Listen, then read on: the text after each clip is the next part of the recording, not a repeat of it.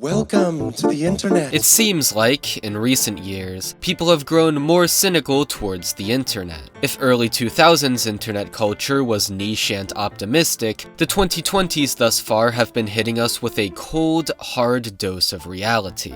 For every blessing the internet has given us, it feels like there's yet another curse to balance things out. I would consider myself among those who feel disenchanted with how this whole internet thing is turning out. Addiction, shortening attention spans, and despite ostensibly being more connected than ever, it feels like with every passing year, our time spent scrolling is waxing and our time spent socializing is waning. We're facing difficult challenges in the online world, ones that will only grow more apparent once the iPad kids grow up. And then there's Oshi No Ko. Onk is an anime chiefly about the entertainment industry, one uniquely aware of the internet's growing effect on it. Most notable in this regard is episode 6, Ego Surfing. This episode is my favorite of the entire show so far, because it encapsulates in gripping detail one of my hang-ups about the internet and how it relates to public figures. No, let me go a step further. Episode 6 of Oshi No Ko is my single favorite episode of anime to come out this year so far. I don't expect everyone to feel as attached to this episode and its titular character Akane Kurokawa as I do, because my feelings are personal and specific to my perspective. But if you'll have me, let's talk some internet horror. Spoilers for episode 6, but only episode 6 of Oshi No Ko. Also content warning, because the episode deals with suicide. So, some background. Ego Surfing follows the character Akane Kurokawa as she tries to make it big on a reality TV show called Love Now. She's very earnest, frequently taking notes and attempting to follow others' advice. However, she lacks screen presence and ends up forgotten as Love Now progresses. In a desperate attempt to increase her screen presence, she tries to take on a villain role, interfering with the fan-favorite ship, but in doing so, accidentally cuts another cast member with artificial nails. It was an accident, so there's no bad blood between the cast members involved, but the incident is aired without that context. So, in righteous indignation at what appears to be an assault, an internet dogpile against Akane begins. Hashtag Akane is over party continues for some time, despite her best attempts to mitigate the controversy. All the while, the deluge of mostly cruel and tactless criticism causes emotional distress in Akane. This is where we get to one of the first things I absolutely love about this episode, how Akane's mental unraveling is depicted in brilliantly horrifying fashion. There's a part of me that'd love to talk about every difficult-to-watch, gut-punching, visceral moment, but that'd take forever. Sticking to just the highlights, the stress of the situation quickly begins taking a physical toll on Akane, with her eating less, her mother describing how she looks pale, and even a moment where she camps out in the school restroom because she's in such mental disarray that she can't bring herself to go to class. However, in the restroom, she overhears some girls snidely talking about her online controversy in much the same mocking tone as everyone else. Upon hearing this, Akane becomes so nauseous she pukes into the toilet. Another segment I'm partial to is a montage of Akane at various ages in her life, working towards theater and her acting career with people's voices playing over it. This time, however, the mocking comes from people who are clearly familiar with her in real life, discussing her overall personality and the issues they take with it. The montage is prefaced with the image of a trophy she won, presumably for her acting. It's bookended with that same trophy, but this time, her room is dark, and it's knocked over. At this moment, Akane feels that her acting career has gone down the toilet in one fell swoop, that everything she's worked towards her whole life has been toppled, just like that. This is almost certainly not the case. Nonetheless, Akane is so distraught that, in her eyes, this is the reality of the situation. I'm sure someone has made the point that the episode overindulges in just how much runtime is used to montage online hate comments, but I think using so much runtime for it does a good job of putting us in Akane's head. No matter what she does, her mind always wanders back to these goddamn internet flamers, and it helps sell the monumental scale of the backlash. At least, that's how it seems to Akane. Overwhelming, impossible to overcome, and something that will never stop haunting her. While walking home during a tsunami, Akane falls to the ground. We never see what she tripped over, but the way she stays put for a minute,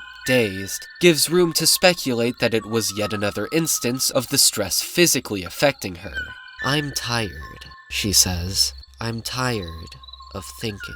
Akane is depicted wandering towards a soft, golden glow, bright enough that she's silhouetted against it, seemingly representing an escape from her current situation.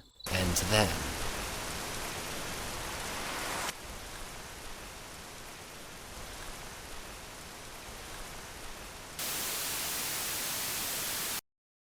This was tough for me, because I want to feel for this girl. She's getting cyberbullied. It's the internet. It's literally fucking not real. Cyberbullying. Close your eyes. Walk away from the... I was shouting these things during the episode, like, just walk away!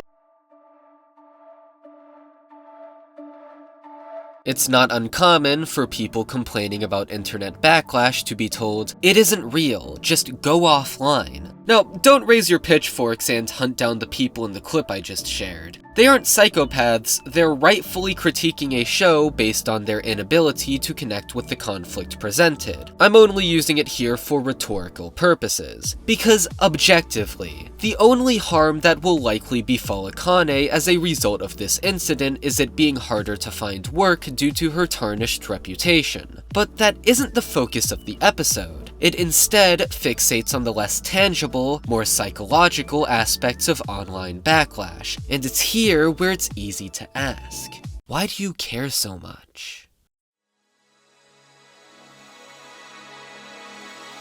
At its core, the mission of the internet is to connect the world. Given enough time, everyone will be a mouse click away from each other, creating a proverbial World Wide Web that connects every citizen of every country. To put an optimistic spin on this, I personally am friends with people in Florida, Morocco, Indonesia, Italy, Australia, Brazil, Canada, the list goes on. But inversely, your potential audience for anything you post is the world. And that's a lot of people who can be very, very angry with you. In the first place, much of social media is analytics driven. Even for an average user, you want the little splash of dopamine you get when your post receives more than 3 updates. And I know from experience that negative attention can be a different sort of addicting, causing you to constantly check to see if you've somehow swayed public opinion back in your favor. If you're not equipped to deal with negative attention, it can really mess you up, especially if it's thousands of people. I don't think most people are equipped to deal with this sort of negative attention, at least not out of the gate. Humans inherently crave social acceptance. We're willing to go against the grain, but typically only to the extent that we retain social acceptability. If you think about it from a survival perspective, it makes sense. Back in ye olden days of minus something thousand BC, we lived in pretty small groups of hunter-gatherers. If you do something to make them hate you, they kick you out and you die. Being the social creatures we are, isolation hurts, and rejection all the more.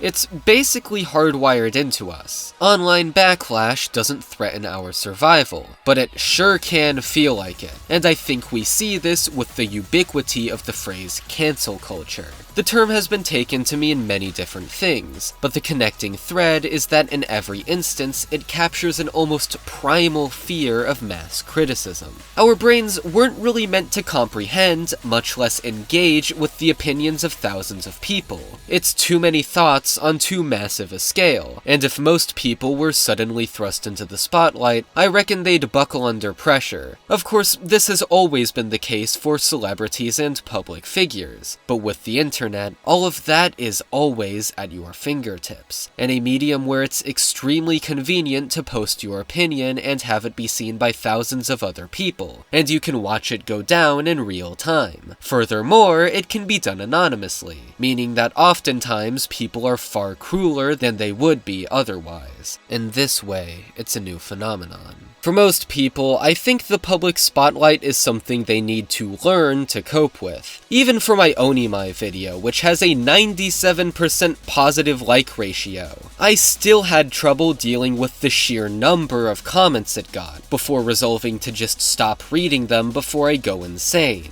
If you stare into the abyss stares right back. The reason why this episode hits so close to home for me is that as someone who is trying to become an online entertainer, though I've never been in a controversy nearly on the scale of what Akane went through, nonetheless, it's a possibility often on my mind. Here's a little something. You could absolutely cancel me. Right now, actually. Well, okay, no one would even know who I am, so good luck getting other people on board. But wait till I have 30k and then dig up all those times my 15-year-old self was a little too fit for the COD lobby, if you know what I mean. If I do this long enough, I will get cancelled, and currently, I doubt I'm mentally equipped to handle it. Not to sail off myself, but it wouldn't surprise me if I end up out of commission for a good bit because of it. You can't expect people to be nice to you, much less refrain from criticizing you. So if, as a public figure, online backlash is inevitable, and those involved being caustic while doing so is inevitable, all you can really do is hunker down and build whatever mental defense mechanisms you can before the storm hits. Online backlash is seen by some as an arbiter of justice, and a destructive force that righteously ruins the careers of the wicked. But honestly, that assertion is far from true.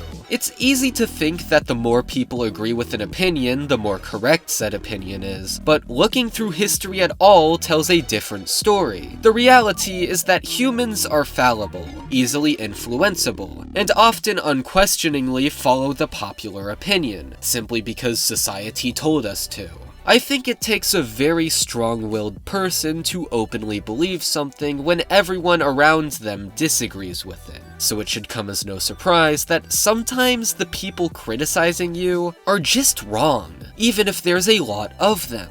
The example I like to bring up for this is the Dream SMP community, which I once described as a community that I occasionally scroll through on Twitter where everyone has an entirely different moral code from me, because they're children. More than holding people accountable, what I think lies at the core of these waves of internet backlash is the illusion of control. Even the phrase, holding people accountable, implies power. These people like the idea that they decide who is and isn't socially acceptable. But I think that power is far more limited than most would have you believe. Granted, this is informed by my experience as a content creator online. Your reputation almost certainly matters more in Japanese showbiz where corporations have more power. Nonetheless, our innate fear of rejection masks the fact that unless you're a truly heinous person, or perceived as such, you will always have a core fanbase to fall back on. The MCYT community would probably hate my guts because I don't think Dream calling his messy hair an afro is racist. But hate me as they may, it wouldn't affect my standing among my fanbase, because I like to think my fans aren't insane and or 13. You need to place an emotional stopgap between you and the masses. You need to not read every comment. You need to be aware that a lot of people hating you doesn't make them right.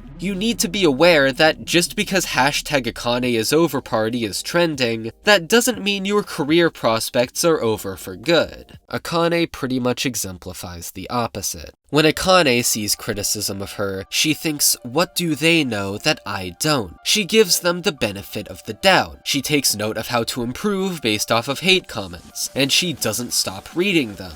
She apologizes to the crowd, hoping that will make the flaming stop, which of course it doesn't. This is all while she neglects the fact that the people criticizing her are objectively wrong. Like I said, consensus isn't synonymous with correctness, and Oshi No Ko demonstrates this by making it so Akane literally didn't deserve backlash at all, much less on such a large scale. She accidentally caused a minor injury to a cast member, but in the final cut of the episode, it was depicted as if it were an intentional act of harm in line with her villain persona. These people are criticizing her based on what the episode depicted, but the episode didn't depict reality. And yet, Akane is so earnest, so unused to dealing with backlash, and is in such mental shambles that she can't help but take them seriously. That's, of course, not mentioning the fact that even if you know everyone that hates you is wrong, the sheer number of hate comments can be stressful. And it's not like the episode depicts an implausible scenario. The episode is reminiscent of the story of Hana Kimura, a woman who starred on Terrace House before committing suicide due to similar online backlash. The mother of Hana then spoke out against the episode, claiming they used her daughter's death as free source material, and that it should have been done in such a way that victims of cyberbullying don't suffer when they see it. In a display of dramatic irony so palpable even Shakespeare couldn't write it, her mother was subsequently harangued by fans of Oshi No Ko. In the digital age, it oft seems like the speed of criticism is faster than reason, and its scale, immediateness, and rawness can turn on anyone in the right circumstances. What happens to Akane is a very real issue,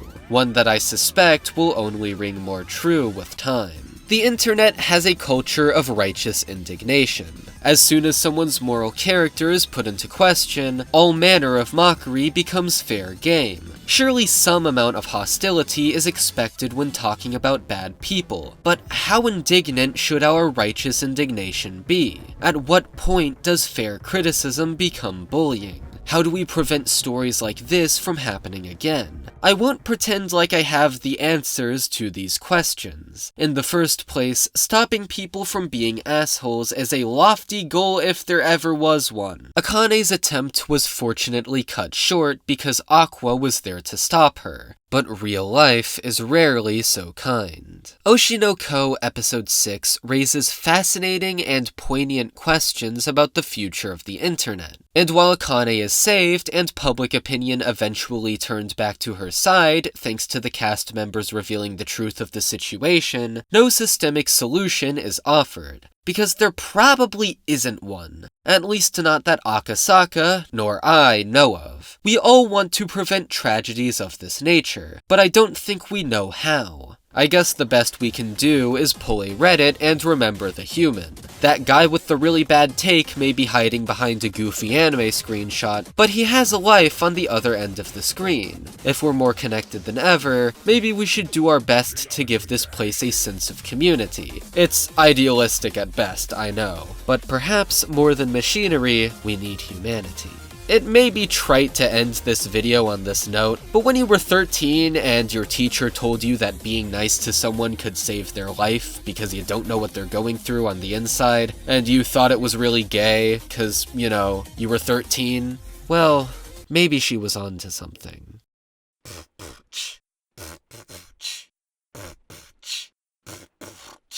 Welcome to the Patron Rap. You better watch out cause my defenses be flack. CJ, Redneck, Jose Ramirez. Now take off your clothes, don't worry, that's what the Bible says. Karen Chan, Katie Pack, Mini Neon Manta. Polish is a language, nearly as fake as Santa. Dr. Wu, Drowning Curious. Cite my sources quick, cause I busted out Easy Bib. MV Pacino, Alvi Lan. I don't know the difference between Iraq and Iran. And if you want to have your name rapped extremely poorly by the greatest rapist in the world, why would you want that?